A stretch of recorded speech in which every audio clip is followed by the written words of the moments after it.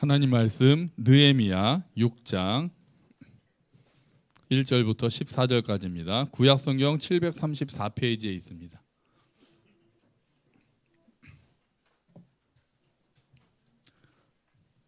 느헤미야 6장 1절부터 14절.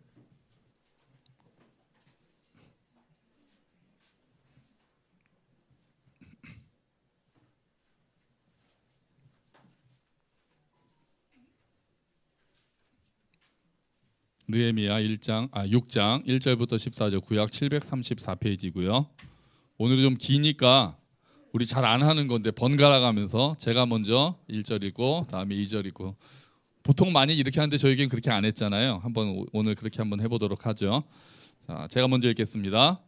산발랏과 도비야와 아라비아 사람 게셈과 그 나머지 우리의 원수들이 내가 성벽을 건축하여 허물어진 틈을 남기지 아니하였다 함을 들었는데 그때는 내가 아직 성문에 문짝을 달지 못한 때였더라.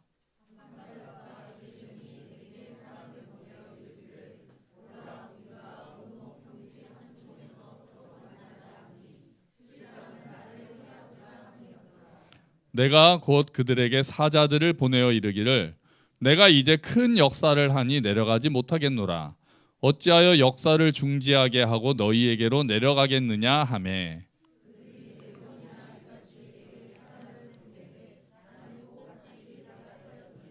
산발랏이 5번째는 그 종자의 손에 봉하지 않은 편지를 들려 내게 보냈는데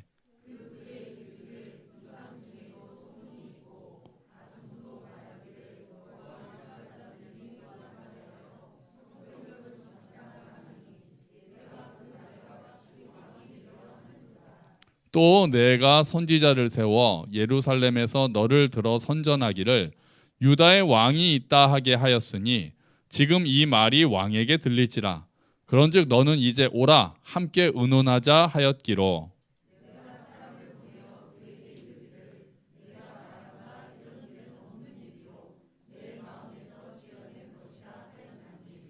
이는 그들이 다 우리를 두렵게 하고자 하여 말하기를 그들의 손이 피곤하여 역사를 중지하고 이루지 못하리라 함이라. 이제 내 손을 힘입게 하옵소서 하였노라.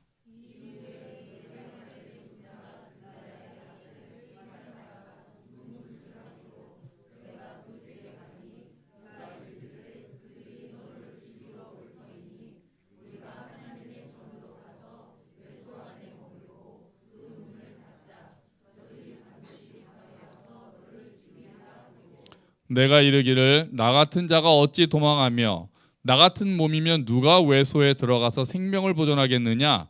나는 들어가지 않겠노라 하고.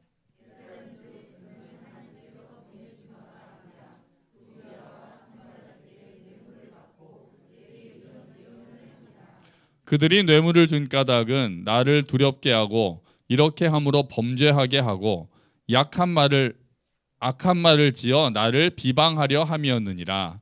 내 하나님이여 도비야와 산발락과 여선지 노아다와 그 남은 선지자들 곧 나를 두렵게 하고자 한 자들의 소행을 기억하옵소서 하였노라. 아멘. 네. 아름다운 교회, 대전 아름다운 교회 임송태 목사님께서 나오셔서 이제 내 손을 힘있게 하옵소서라는 제목으로 말씀 전해주시겠습니다.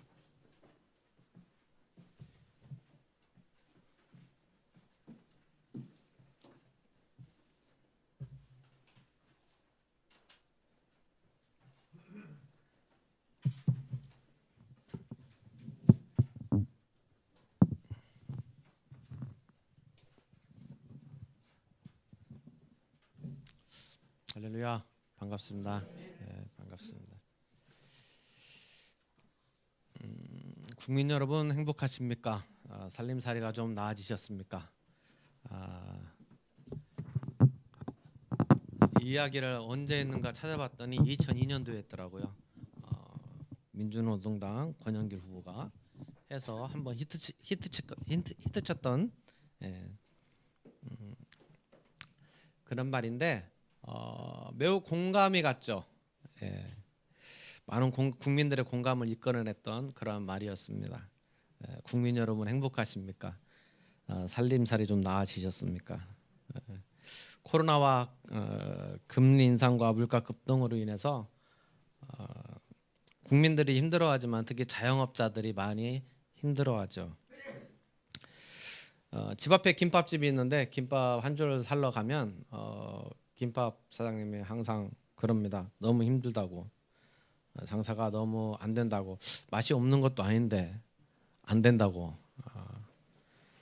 근데 옆집에 꽃집이 있는데 그 꽃집은 장사가 더 안 되는데 어떻게 사는지 모르겠다고 걱정을 하셔요. 장사가 안 될 때 밀려오는 것이 두려움입니다. 어떻게 해야 하나?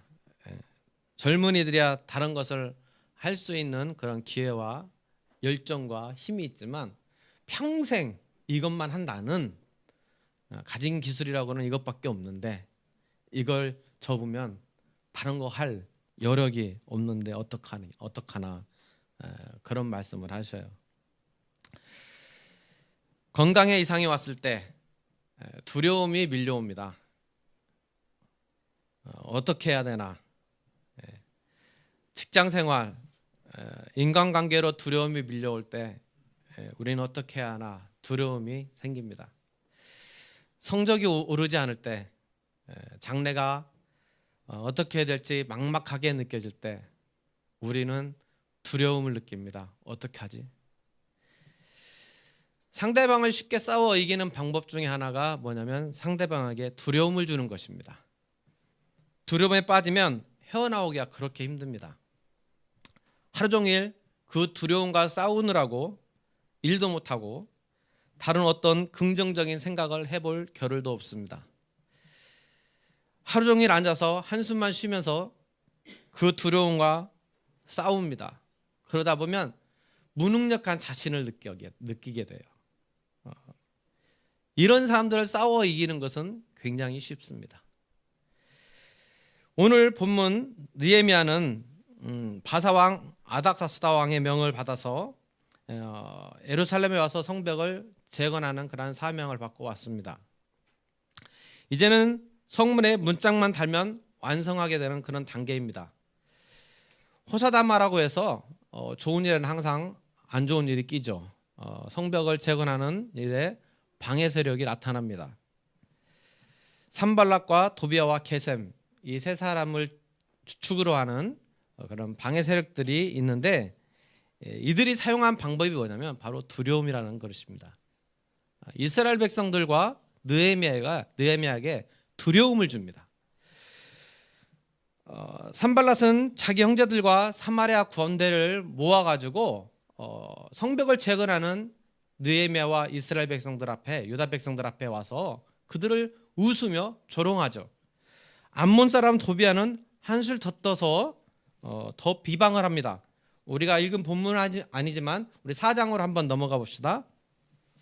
4장 3절에 보면 암몬 사람 도비아는 곁에 있다가 이르되 그들이 건축하는 돌성벽은 여호가 올라가도 곧 무너지리라 하더라.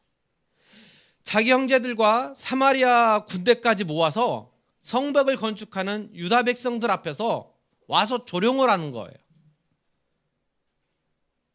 힘을 과시하는 겁니다.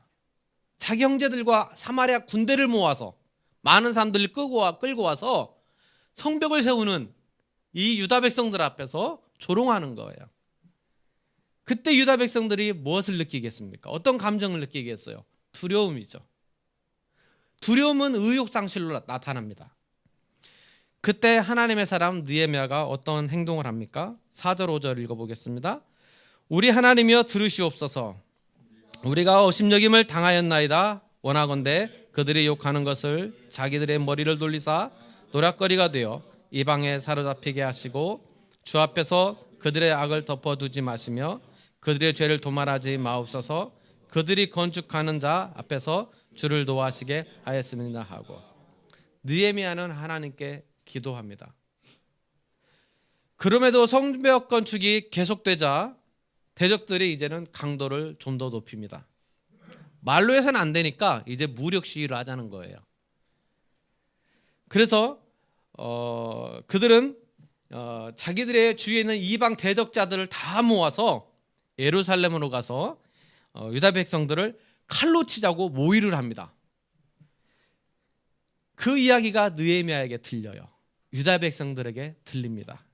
그때 느헤미야가 하나님께 기도하며 대적들의 무력 침략에 대비를 하죠. 9절 말씀 보겠습니다. 우리가 우리 하나님께 기도하며 그들로 말미암아 파수꾼을 두어 쥐하로 방비하는데, 말이 꼬리에 꼬리를 물어서 소문이 높아지죠. 대적들이 군대를 모아서 우리를 무찌르려고 한다. 이러다 전쟁이 일어나겠다. 전쟁이 일어나면 어떡하지? 이러다 죽겠는데. 이런 두려움이 유다 백성들에게 일어나지 않을 수가 없어요. 일어납니다. 성전 건축, 성벽 건축만 중지하면 만사가 끝나는데 이쯤에서 그만두면 어떨까? 이런 생각 드는 사람이 없겠어요? 그때 느헤미야가 유다 백성들에게 외칩니다. 14절입니다. 내가 돌아와 본 후에 일어나서 귀족들과 민장들과 남은 백성에게 말하기를 너희는 그들을 두려워하지 말고 지극히 크시고 두려우신 주를 기억하고 너희 형제와 자녀와 아내와 집을 위하여 싸우라 하였느니라. 산발락과 도비아와 게셈은 그들의 방해도 불구하고 성벽이 이제는 건축되고 이제는 성전 문짝만 달면 되는 그런 막바지에 와 있게 되었습니다. 대적들은 이제 이런 방법으로는 통하지 않는다는 것을 알게 되었어. 유다 백성들에게 겁을 줘봤자, 두려움을 줘봤자 안 통하는구나. 이제는 방법을 좀 달리해야겠다. 유다 백성 전체를 대상으로 해서 두려움을 주지 말고 이제는 개인으로 가자. 느헤미야만 없애버리자. 지도자 느헤미야만 없애면 이거는 중단될 거야. 그렇게 생각합니다. 우리 오늘 본문 읽은 본문 6장 2절 한번 보겠습니다. 6장 2절 산발락과 게셈이 내게 사람을 보내어 이르기를 오라 우리가 오누 평지 한 촌에서 서로 만나자 하니 실상은 나를 해하고자 함이었더라. 타협안을 제안합니다. 타협을 제안합니다. 그러나 그는 타협을 가장하여 악한 의도를 감추고 있었죠. 그런 의도를 느헤미야는 잘 간파합니다. 그 의도가 뭐였어요? 실상은 나를 해하고자 함이었더라. 나를 죽이고자 함이었더라. 참 놀랍습니다. 어떻게 느헤미야가 그것을 간파했는지. 느헤미야가 바사 왕국에서 직업이 술 관원장이거든요. 왕의 그 심기를 잘 살피는 그러한 일을 하는 사람입니다. 술 관원장이기 때문에 그런 촉감이 감촉이 있어서 그런지 어쨌든 이 대적들의 그런 의도를 잘 파악하여 회의를 하자고는 하는 거지만 결국 나를 죽이려고 하는 것이구나라는 것을 깨닫게 됩니다. 그래서 느헤미야는 성벽 건축 공사로 인해서 갈 수 없다 이렇게 거절을 합니다. 그런데 이 거절이 한 번으로 끝나는 게 아니죠. 대적들이 계속해서 4번씩이나 사람을 보내서 우리 오누 평지에 와서 좀 담화를 나누자, 이야기 좀 해보자. 우리 타협점 좀 찾자. 이렇게 언제 이렇게 우리는 계속 방해하고 너는 계속 어떻게 싸울래? 우리 타협안을 좀 만들어 보자. 만나자 이렇게 얘기하는 것입니다. 그때마다 느헤미야는 계속 거절하죠. 대적자도 즐기고 그것을 거절하는 느헤미야도 끈질기게 거절하는 것을 볼 수가 있습니다. 성벽 재건하느라 바빠서 자리를 비울 수가 없다. 6장 4절입니다. 그들이 4번이나 이같이 내게 사람을 보내어 나는 꽃같이 대답하였더니. 그러고 보면 세상은 참 우리에게 타협하는 것을 계속 요구합니다. 믿기는 믿되 적당히 좀 믿어라. 여러분은 어떠하십니까? 이 정도면 신앙생활 제대로 하는 거 아닌가? 지금의 내 환경, 내 상황에서 이 정도 하면 잘하고 있는 거 아니냐? 2주 전에 신학교 후배로부터 전화가 왔습니다. 이런저런 얘기하다가 제가 물었어요. 신앙생활 잘하고 있냐? 왜냐하면 개인 사업을 하고 있거든요. 사회관 안 하고 개인 사업하고 있어서 도배 이렇게 하는 일을 하는데, 도배 일을 하는 일이 이게 요일이 따로 없잖아요. 특히 주일날 많이 하거든요. 쉬는 날. 그래서 너 신앙생활 잘하냐? 물었습니다. 미심쩍게 웃으면서 교회는 못 나가고 있다고. 그러면서 내가 아는 선교사님에게 11조는 잘하고 있습니다 그러더라고요. 11조는 잘하고 있습니다. 그때 받은 느낌이 뭔 줄 아세요? 11조를 잘하고 있으니까 예배는 안 드려도, 신앙생활은 잘 안 해도 하나님은 나를 버리지 않으실 거야. 11조를 잘하고 있으니까 나는 구원 받았어. 나는 천국 갈 수 있어. 그러면서 11조를 하는 것을 그렇게 자랑하더라고요. 그래서 제가 한마디 했습니다. 너 신앙생활 똑바로 안 하지. 여러분 중에 이런 생각을 하고 계신 분이 있을지 모르겠습니다. 나는 그 정도는 아니야. 기도 생활하고 있잖아. 말씀 생활하고 있잖아. 매일 말씀 읽어. 예배도 빠지지 않고 드리고, 11조와 감사헌금도 드리고, 모임도 하고 성경 공부도 하고. 그런데 삶은 그냥 내 마음대로 살아. 누구를 위한 신앙생활입니까? 무엇을 위한 신앙생활입니까? 왜 신앙생활하는데 나는 변하지 않을까요? 하나님께 문제가 있을까요? 아니면 나에게 문제가 있을까요? 신앙생활에서의 적당한 타협. 목사인 저도 하나님이 기뻐하시는 삶을 산다는 것이 그렇게 쉽지가 않습니다. 기도와 말씀을 매일매일 기피하지 않고 바울의 고백처럼 나도 날마다 죽노라 이렇게 결단하면서 살지 않으면 이 죄란 놈이 끈질기게 얼마나 타협을 요구하는지 모르겠습니다. 야, 너 그 정도면 되지 않았어? 네가 지금 처한 상황에서, 네가 처한 환경에서 이 정도만 하면은, 야, 그 정도면 충분하지. 그 정도만 하면 괜찮지 않냐? 만족하지 않아? 가끔 제 아내가 똑바로 하세요 신앙생활 저보고 그래요? 그러면 저는 야, 이 정도 환경에서 이 정도 하는 건 괜찮지 않냐? 이 정도면 그렇게 얘기도 한 적도 있었는데, 하루하루 보내는 것이 하나님 앞에 죄송할 때가 많습니다. 죄란 놈이 참 끈질깁니다. 끈질기게 나보고 타협하자요. 그럼 나도 어떻게 해요? 느헤미야처럼 끈질기게 거절해야죠. 느헤미야를 죽이고자 하는 첫 번째 계획이 실패하자 대적자들은 다른 흉계를 꾸밉니다. 이제는 거짓 소문을 퍼뜨려요. 5절에서 7절까지 읽어보겠습니다. 산발랏이 다섯 번째는 그 종자의 손에 봉하지 않은 편지를 들려 내게 보냈는데 그 글에 이르기를 이방인 중에도 소문이 있고 가스무도 말하기를 너와 유다 사람들이 모반하여 성벽을 건축한다 하나니 네가 그 말과 같이 왕이 되려 하는도다. 또 내가 선지자를 세워 예루살렘에서 너를 들어 선전하기를 유다에 왕이 있다 하게 하였으니 지금 이 말이 왕에게 들릴지라. 그런즉 너는 이제 오라 함께 의논하자 하였기로. 이번에는 산발랏이 봉하지 않은 편지를 느헤미야가 보냅니다. 사람을 통해서. 왜 풀을 붙이지 않았을까요? 왜 봉하지 않았을까요? 가다 읽으라는 거예요. 전달자에게 너 편지를 전하다 보면 궁금하잖아요. 뭐라고 쓰여 있는지. 봉에 쓰면 안 읽을 텐데 봉하지 않았어요. 그러면 가다 읽으라는 거예요. 가다 읽으라는 거예요. 그 내용이 뭐예요? 느헤미야가 성벽을 재건한 다음에 자기가 자기 왕국을 세워서 바사왕 아닥스다 왕을 배반하려고 합니다. 그 내용이에요. 그 소문이 퍼지겠어요? 안 퍼지겠어요? 적나라하게 퍼지겠죠. 퍼집니다. 그 소문이 이제는 바사왕 아닥스다 왕에게 전달되면 어떻게 되겠느냐는 거예요. 그러니까 우리 만나서 얘기하자.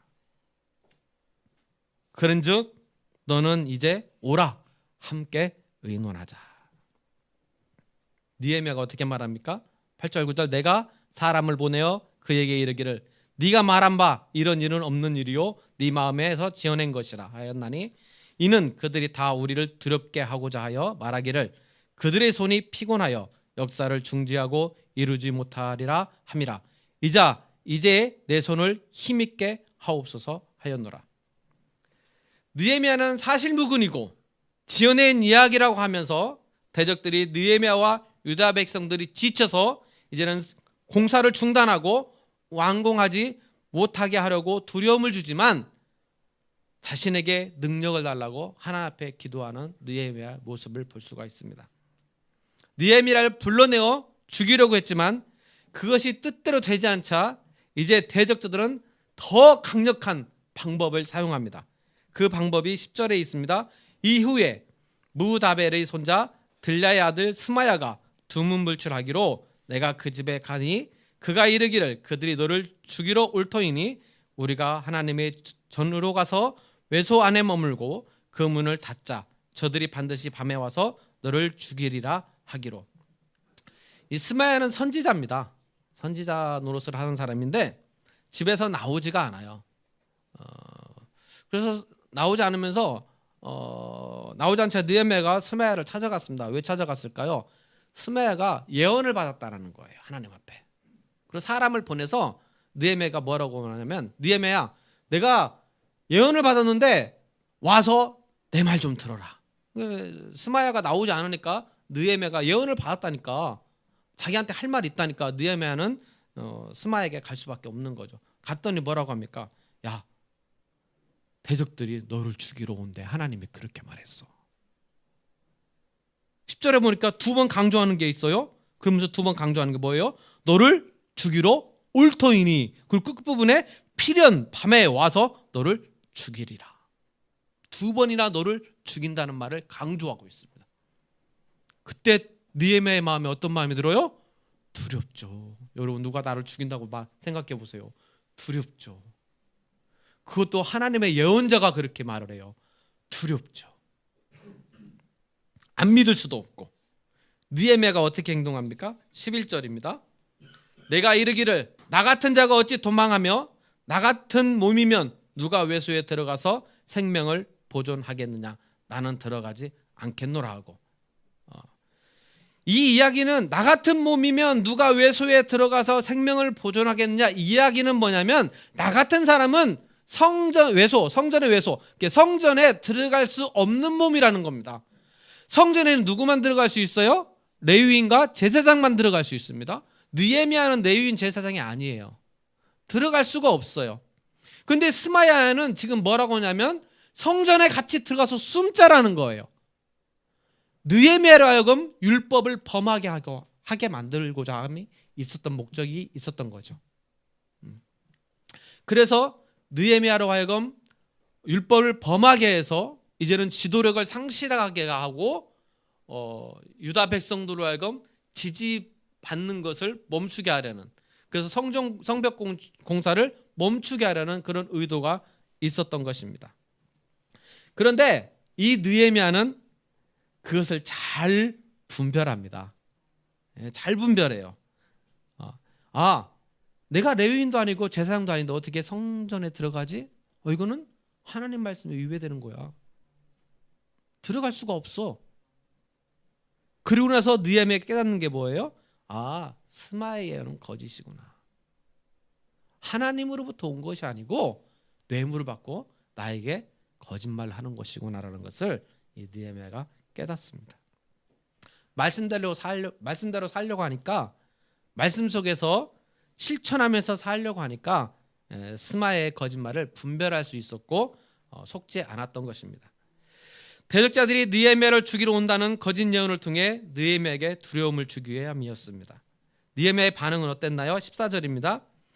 내 하나님이여 도비아와 산발락과 여선지 노다야와 그 남은 선지자들 곧 나를 두렵게 하고자 한 자들의 소행을 기억하옵소서 하였노라. 대적자들이 자신들이 할 수 있는 모든 방법을 다 동원하여서 느헤미야와 유다 백성들에게 두려움을 주고 성벽 재건을 막으려 했지만 느헤미야는 그때마다 하나님께 기도하면서 하나님 도와주십시오. 성벽을 완성하게 해주십시오. 그렇게 해서 기도했습니다. 여기서 우리가 주목해야 할 부분이 있어요.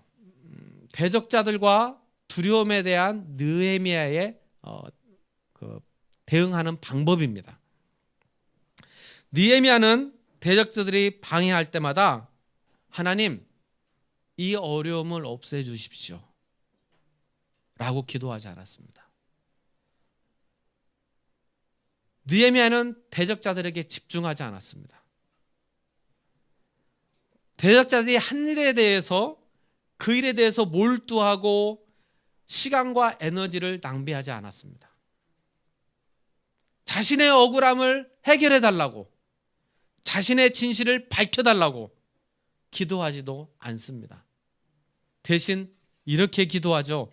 9절에 다시 한번 보면 이제 이는 저희가 다 우리를 두렵게 하고자 하여 말하기를 저희 손이 피곤하여 역사를 정지하고 이루지 못하리라 함이라. 이제 내 손을 힘있게 하옵소서 하였노라. 왜 이렇게 기도했을까요? 대적자들을 없애주십시오. 두려움을 없애주십시오. 대적자들의 한 행동을 없애주십시오. 문제들을 없애주십시오. 이렇게 말한다고 해서 그것이 없어지지 않는다는 거예요. 대적자들을 죽여달라고 하나님 앞에 기도해 보십시오. 하나님이 대적자들을 죽입니까? 안 죽여요. 어려움을 없애주십시오. 이런다고 해서 하나님이 우리에게는 오는 어려움을 없애줘요? 안 없애줘요. 그것을 잘 아는 느헤미야는 어떻게 기도해요? 그러면 그것들은 그냥 놔두고 대신 저에게 능력을 주셔서 제가 그것들을 이길 수 있는 힘을 주십시오. 인생을 살다 보니까 두려움이 다양한 모습으로 다가옵니다. 환경이 두려움을 줘요. 상황이 두려움을 줍니다. 건강이 두려움을 줘요. 돈이 두려움을 줍니다. 공부가 두려움을 주죠. 사업이 두려움을 줍니다. 인간관계가 두려움을 줍니다. 두려움이 올 때 거기에 집중하면 어떻게 됩니까? 온통 그 두려움에 휩싸여. 저도 한번 두려움에 휩싸여 본 적이 있는데 일주일에 6kg가 빠지더라고요. 할렐루야. 살이 빠져서 얼마나 좋았는지 모르겠으나 입술이 막 터져요. 바짝바짝 입술이 터져요. 뭐 밥이 안 넘어가요? 까칠까칠해서. 그 두려움에 휩싸이고 나니까 막 살이 빠지고 입술이 갈라지고, 제 생전에 입술이 갈라진 적이 없는데 이것도 발라보고 뭐 다 해봤습니다. 뼈 마디마디가 막 쑤셔요.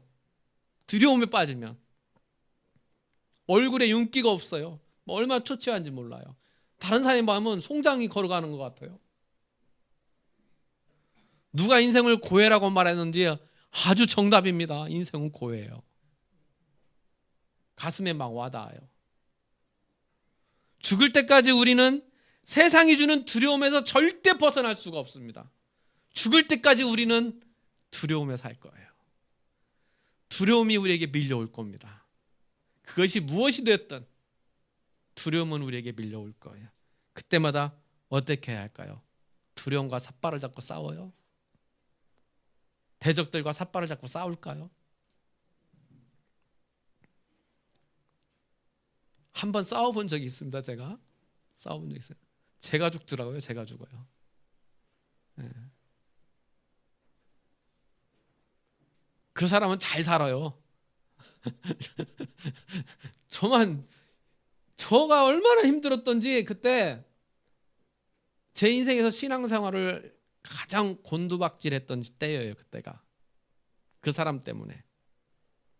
그 사람이 얼마나 미워지고 그 사람이 얼마나 싫던지. 아무것도 안 돼요. 신학교 다닐 때인데 예배당에 강당에 가면 넓은 그 강당에 가요. 그래 가면 많은 사람들이 막 수시로 와서 막 기도해. 신학생들이 막 기도하는데 맨 뒤에 앉아서, 야, 저 사람들은 뭘 그렇게 기도할 게 있다고 기도하나? 이러고 있어요, 저는. 신앙의 슬럼프에 빠져서 막 기도해요. 기도하면 왜 기도하는지 모르겠어요. 왜 기도해? 왜 예배 드리러 앉아 있지만 아무 생각이 없는 거예요. 슬럼프에 빠져서 막 그 문제와 씨름하느라고, 그 사람과 씨름하느라고. 근데 그 사람은 잘 살아요. 열심히 살아요. 나만 죽겠는 거예요. 그래서 1학기 끝나고 여름방학 되자마자 이래선 안 되겠다 싶어서 기도원으로 금식기도하러 갔습니다.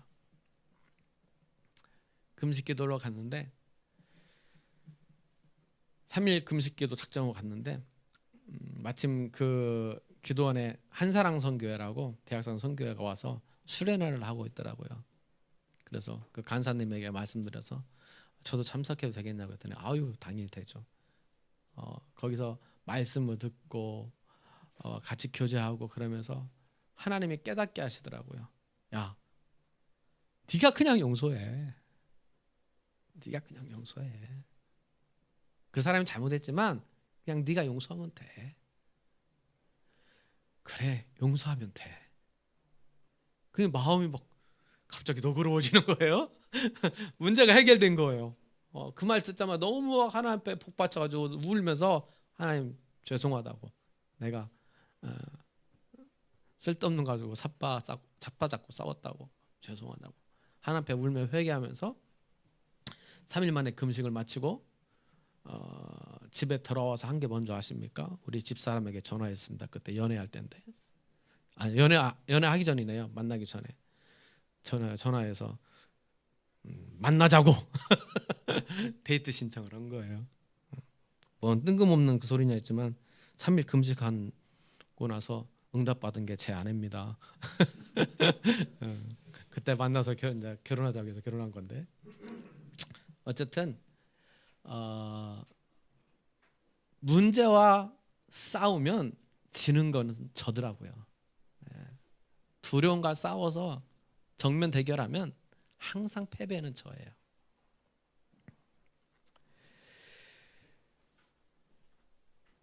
힘이 팔팔 남아서 나를 도와주려고 기다리고 계신 하나님이 계셔요. 주무시지도 않고 눈동자와 같이 나를 보호하시는 하나님이 나에게 있다라는 사실을 우리는 잊지 않았으면 좋겠습니다. 그분께 어떻게 해야 돼요? 기도해야 돼요. 도와달라고. 이제 내 손에 힘있게 하옵소서. 이제 내 손을 힘있게 하옵소서. 그리고 느헤미야가 52일 만에 성벽을 완성합니다. 대적자들의 반응이 궁금합니다. 우리 읽진 않았지만 15절 16절입니다.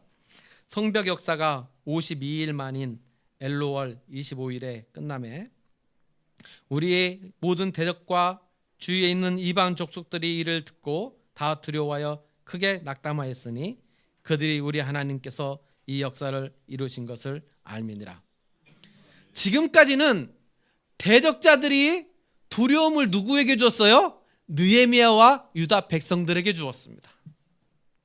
그래서 두려움을 느헤미야와 유다 백성들이 두려움을 느꼈는데 이제는 반대예요. 누가 두려움을 느껴요? 대적자들이 두려움을 느낍니다. 우리가 그렇게 방해하고 심하게 핍박하고 공격하고 그랬는데도 불구하고 52일 만에 성벽이 완성된 것을 보니까 이거는 사람이 한 것이 아니라 하나님이 하신 것을 대적자들이 깨닫게 되는 거예요. 그리고 나서 두려워합니다. 그 두려움을 누가 준 거예요? 하나님이 대적자들을 두려워하게 한 거예요. 너희도 그렇게 방해했어? 내가 이루었어. 역전의 하나님이죠. 두려움이 옵니까? 그 두려움의 원인과 문제에 집중하지 말고 역전을 이루어내시는 하나님 앞에 우리의 시선이 고정되어야 할 줄 믿습니다. 하나님, 역전시켜 주십시오. 이제 내 손을 힘있게 해 주십시오. 하나님께서 저에게 맡기신 사명을 완성하게 하여 주옵소서. 우리가 집중해야 할 것은 문제가 아니에요. 두려움이 아닙니다.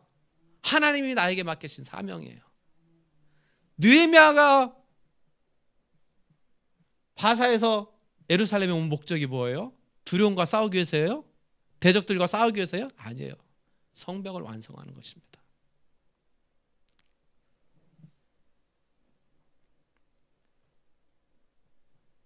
나의 대적자들이 하나님께서 나를 통해서 이루신 일들을 보고 도리어 두려움에 떨게 하는 그러한 삶을 우리가 살아야 되지 않을까요?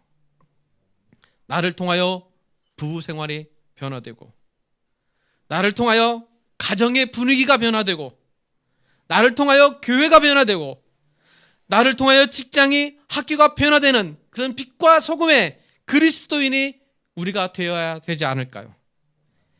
이 시대의 느헤미야가 되어서 세상에 주는 두려움에 굴복하지 않고 하나님 앞에 기도하면서 이제 내 손을 힘있게 하옵소서라고 기도하며 세상을 변화시키고 사명을 완수해가는 여러분이 되시기를 간절히 축원합니다. 기도하겠습니다. 하나님, 살아가는데 왜 이리 문제가 많습니까? 근심 걱정이 왜 이리 많습니까? 힘든 것이 왜 이리 많습니까? 두려움이 왜 이리 많습니까? 느헤미야를 통해서 배웁니다. 그것과 싸우지 말고 오직 하나님 앞에 기도하라고. 하나님 앞에 기도하고 그것들을 이길 수 있는 능력을, 힘을 달라고 기도하고 우리가 해야 할 일은 사명인 것을 깨닫게 해주셔서 감사합니다. 하나님, 이 시대의 느헤미야로 살게 도와주옵소서. 예수님의 이름으로 기도합니다. 아멘.